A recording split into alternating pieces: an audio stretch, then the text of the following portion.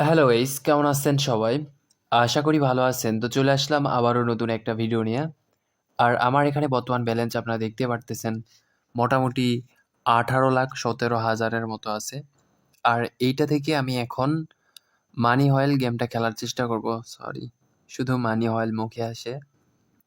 তো আমি এখন লাকি হয়েল যে গেমটা আছে, আপনারা হয়তোবা এই গেমটা অনেকেই খেলছেন, আবার অনেকেই খেলেননি। তো যাই হোক, যারা খেলছেন না খেলছেন ওইটা কোনো ব্যাপার না। বাট দেখা যাক এখান থেকে আমরা কত টাকা উইন করতে পারি কিংবা কত টাকা লস হয়ে যায়। আর এগুলা গেম খেলার সময় একটা জিনিস মাথায় রাখবেন যে অতিরিক্ত লোভ করতে যাবেন না। এগুলা কিন্তু পুরাপুরি কোম্পানির হাতে। আপনি হয়তো বা ভাবতেছেন আপনার লাকের উপর সব কিছু ডিপেন্ড করতেছে, বাট আপনার ভাগ্য, জুয়াই কখনো ভাগ্য হয় না। এখানে ভাগ্যর উপর ডিপেন্ড করে কোনো লাভ নাই। জাস্ট তারা আপনাকে সময় মতো উইন করাবে, সময় মতো লস করাবে, এই আর কি। যদি আপনি সেই উইনটা ধরে রাখতে পারেন তাহলে ঠিক আছে। আপনার জ্ঞান বুদ্ধি দিয়ে আপনাকে উইনটা ধরে রাখতে হবে। আর যদি আপনি উইনটা ধরে রাখতে না পারেন, তো একটা সময় তারা আপনার থেকে এই টাকাটা অবশ্যই টেকনিক্যালি নিয়ে নেবে। তো যার কারণে আপনাকে অবশ্যই ফলো করতে হবে যে কোন জায়গায় আপনাকে স্টপ হতে হবে কিংবা কোন জায়গায় আপনাকে বেশি গেম প্লে করতে হবে। এগুলা অনেক কিছু মাথায় রাখার পর পুরাপুরিভাবে গেম প্লে করবেন। আর যদি এইসব বিষয় আপনার মাথায় না থাকে তাহলে কখনোই অন্ততপক্ষে কোম্পানির হাতের গেমগুলো খেলতে যাবেন না। তো আর একটা বিষয় আমি বলি, আমি এত দিন থেকে খেলি, আপনারা ভালো করে জানেন আমি এই লাকি হয়েল গেমটা কত দিন খেলছি আমি নিজেও জানি না, কতবার খেলছি আমি নিজেও জানি না। বাট আমি এখন পর্যন্ত একটাবারও মেগা, মিনি, আল্ট্রা, মেক্সি, এই যে উপরে আপনারা দেখতেছেন, এগুলার ভিতরে একটাও আমি এখন পর্যন্ত পাইনি। যেটা অনেকটা কষ্ট লাগার মতোই কথা, বাট সত্যি কথা বলতে আমি একটাও পাইনি। আর মেন কথা হচ্ছে মানুষ উপরে একরকম ভিতরে আরেক রকম। তো আমি যদি আপনাকে বলি যে ভাই গেমটা বাদ দেন, গেমটা ভালো না, আপনি কখনোই এই গেমগুলো ছাড়তে পারবেন না। হয়তোবা ২-১ দিন বাদ দিবেন। বাট এরপরে কিন্তু এমনিতেই আপনি আবারও খেলতে শুরু করবেন। আর আপনি যে নিজেই এই গেমগুলো খেলা শুরু করছেন এমন না। আপনি কখনোই নিজে এই গেমগুলো খেলেননি। হয়তোবা আপনার কোনো বন্ধু আপনাকে বলছে কিংবা আপনি কোথাও দেখছেন, হয়তোবা আপনার কোনো ভাই কিংবা আপনার কোনো প্রতিবেশী, যাই হোক যারই হোক, আপনি খেলা দেখছেন, হয়তোবা তার কথা শুনছেন, উইন করছে, উইন করার পর আপনার কাছে এসে গল্প করছে, আপনি সেই গল্পটা শুনছেন, শোনার পর আপনার মনে হয়েছে যে আপনি একটু জাস্ট দেখবেন কিংবা একটাবার খেলে দেখবেন, এরকম একটা চিন্তাভাবনা নিয়ে আপনি এখানে ডিপোজিট করছিলেন।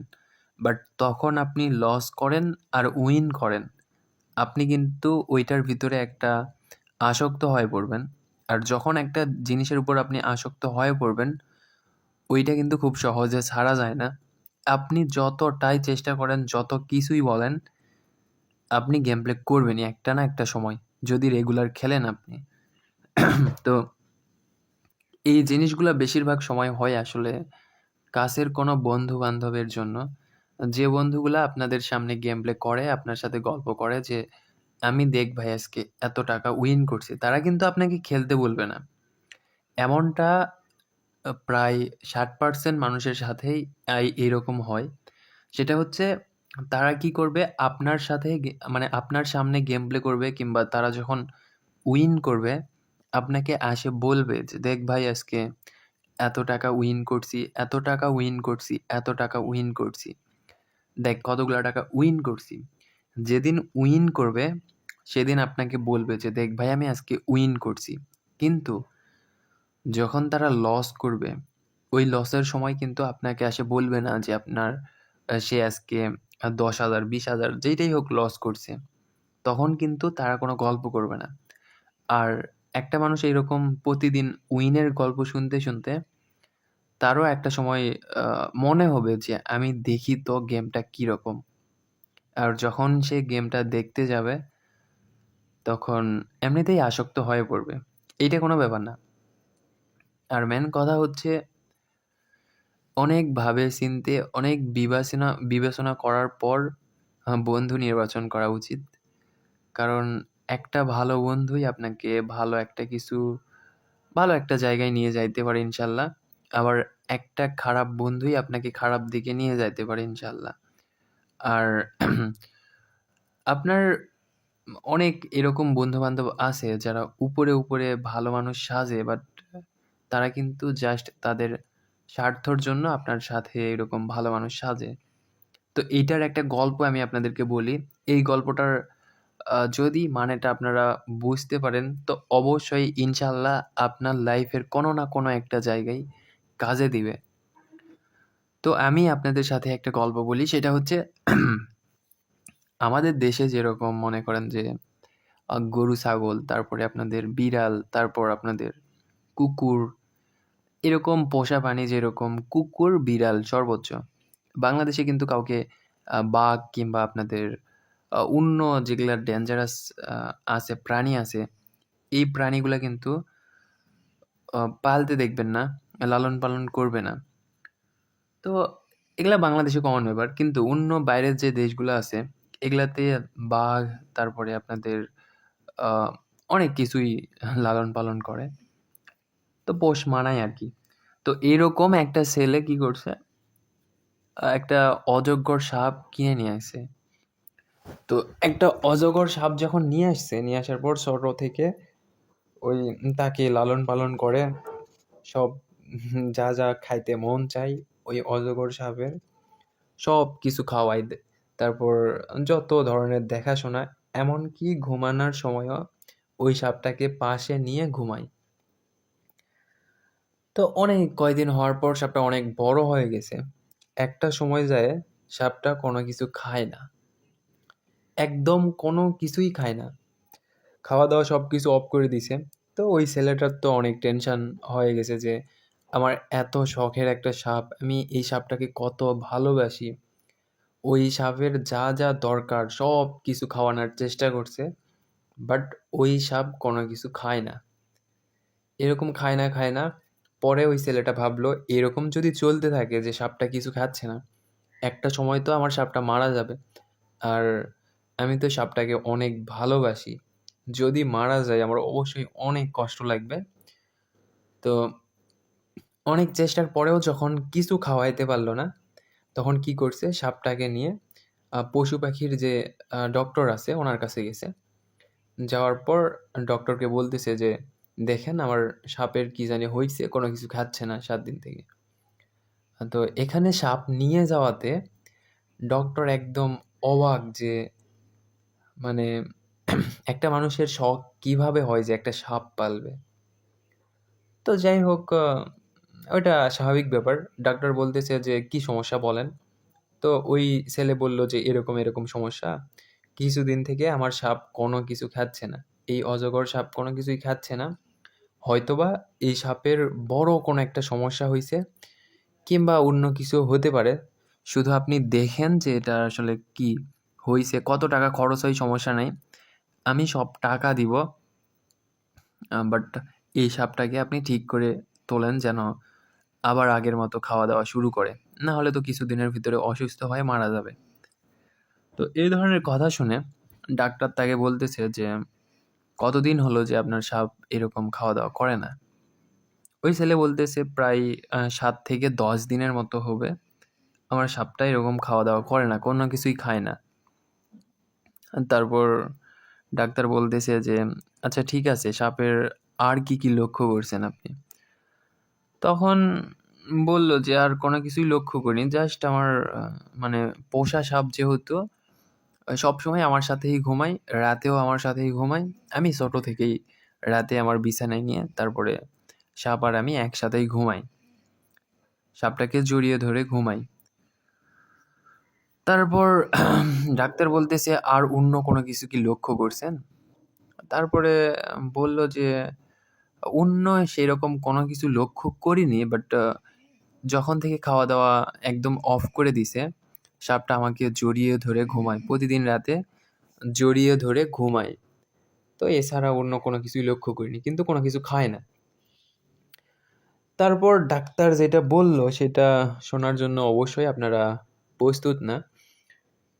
ডাক্তার বলতেছে যে অজগর সাপের কখনো কোনো রকম সমস্যা হয় না। সমস্যা বলতে অজগর সাপ কখনো অসুস্থ হয় না। তারা যদি খাওয়া দাওয়া অফ করে দেয়, এটারও অনেক বড় একটা কারণ আছে। সেটা হচ্ছে তারা বড় কোনো একটা শিকার খুঁজতেছে, খাবার খুঁজতেছে, বড় কোনো একটা খাবার খুঁজতেছে।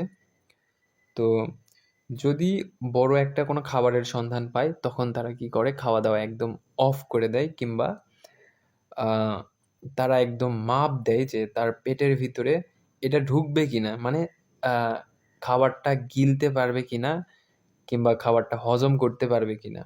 এই যে আপনার সাপটা আপনাকে প্রতিদিন রাতে জড়ায় ধরে থাকে, এটা কিন্তু আপনার বন্ধু হিসাবে জড়ায় ধরে থাকে না। আহ, সাপটা আপনাকে আসলে চেক করে যে তার পেটের ভিতরে রাখতে পারবে কিনা, আপনাকে হজম করতে পারবে কিনা। যেহেতু 7 থেকে 10 দিনের মতো হয়েছে, অজগর সাপ এতদিন দেরিও করে না, 2 সপ্তাহের ভিতরে তার খাবারকে সে হজম করে ফেলে। যেহেতু প্রায় এতদিন হয়ে গেছে, আর 3 থেকে 4 দিনের মতো যদি ওয়েট করেন, তো এই সাপটা একটা রাতে আপনাকে গিলে ফেলতে পারে। তো এই কথা শোনার পর ছেলেটা আর কি বলবে, বলার কোনো ভাষা ছিল না। জাস্ট এই গল্পটা বলার একটাই কারণ, সেটা হচ্ছে যে আপনার আশেপাশে এরকম অনেক মানুষ খুঁজে পাবেন যারা আপনাদের সামনে বন্ধু সাজে আপনাকে সাহায্য করার চেষ্টা করে, আপনাকে বন্ধু হিসেবেই জড়ায় ধরে, কিন্তু তারা কিন্তু তাদের স্বার্থতে আপনাকে বন্ধু হিসেবে জড়ায় ধরে। তারা কিন্তু প্রকৃত বন্ধু না। তো অবশ্যই বন্ধু যখন নিবেনই, বন্ধু বানাবেনই যখন, তখন একটু বিবেচনা করার পরে বন্ধু বানাবেন। এইটাই হচ্ছে বিষয়। তাছাড়া একটা খারাপ বন্ধু কিন্তু অনেক কিছু, একটা ভালো মানুষকেও খারাপ করতে পারে। তো সব কিছু বিবেচনা করে তারপরে বন্ধু বানাবেন। ঠিক আছে। আর সময় যখন খারাপ থাকে তখন ভাই কোনো কিছুতেই কাজ হয় না। মানি হলে গেলাম, সরি মানি হল না, লাকি হলে গেলাম, লাকি হইলো সেম অবস্থা। আবার এখানে ওয়ানিক্স ভাইবে আসলাম, ওয়ানিক্স ভাইবটাও অনেকটা বিরক্ত করতেছে। আমি জাস্ট একটা ফ্রি স্পিনের আশায় আছি, যদি একটা ফ্রি স্পিন পাওয়া যায় তাহলে কিন্তু অনেকটা ভালো লাগবে। আর যে গল্পটা বললাম, গল্পটা থেকে অনেক কিছু শিখার আছে। যদি আপনারা শিখতে পারেন তো অবশ্যই ভালো, আর যদি কোনো কিছু বুঝতে না পারেন, জাস্ট গল্প হিসেবেই নেন। তো এরকম এখন অহরহ অনেক কিছু শোনা যায়।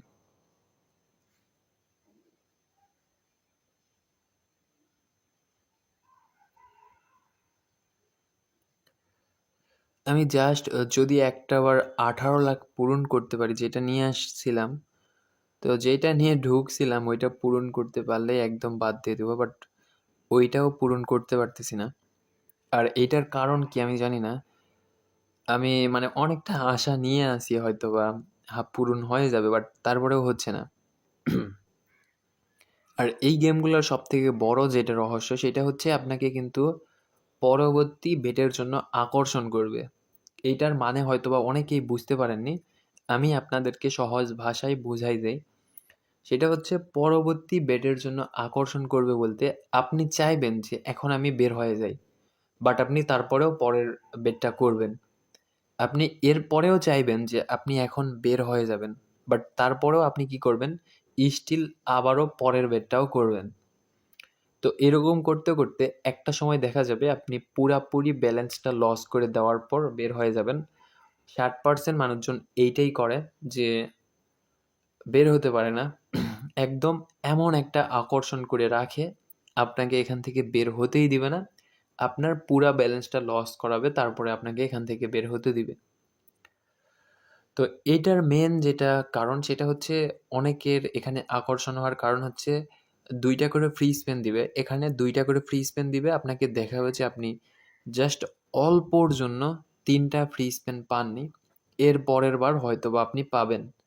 জাস্ট এর পরের বার কী হবে এইটা চিন্তাভাবনা করেই আপনি পরের বেটটা করেন।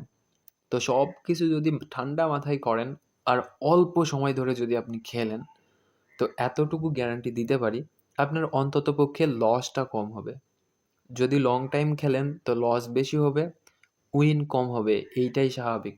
বাট আপনি যদি শর্ট টাইম খেলেন, খুবই অল্প সময় ধরে খেলেন, তো এখানে আপনার 200% চান্স থাকে বেশি উইন করার।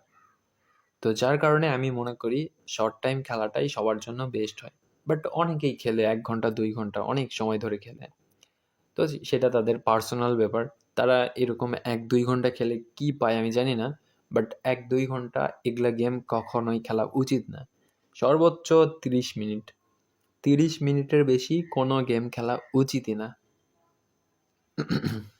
তো ঠিক আছে, আমার গলাটা কেমন জানি একটা অন্যরকম হয়ে আছে। তো দেখা যাক আমি যদি 14 লাখের মতো, 14 লাখ না, 18 লাখের মতো করতে পারি, তো এখান থেকে বের হয়ে যাব। আমি এখানে মাইকটা মিউট করে দিয়ে খেলতেছি, আপনারা জাস্ট দেখেন গলাটা কেমন জানি আমার করতেছে। মাইকটা মিউট করে দিলাম আমি।